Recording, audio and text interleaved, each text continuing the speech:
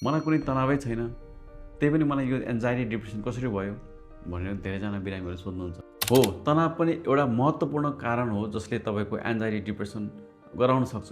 तर तनाव मात्रै हुनुपर्छ भन्ने छैन, यसमा अरू कारणले पनि हुनसक्छ। जस्तै जैविक कारण, यो समस्या वंशानुगत पनि जान सक्छ।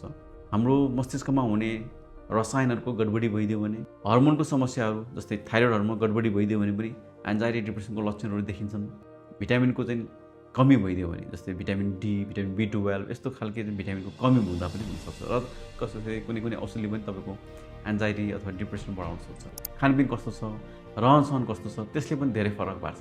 र रक्सी तथा लागु औषध प्रयोग गरी मान्छेमा पनि धेरै जस्तो एन्जाइटी डिप्रेसनहरू बढी देखिन्छ। त्यसै गरी बाल्यकालमा तपाईँको मौखिक, शारीरिक अथवा यौन शोषण भएको छ भने पछि गएर एन्जाइटी डिप्रेसनको लक्षणहरू देखिन सक्छ। र सामाजिक दबाव, पारिवारिक दबावले पनि कतिजनालाई चाहिँ एन्जाइटी डिप्रेसनहरूको चाहिँ लक्षणहरू निकाल्न सक्छ।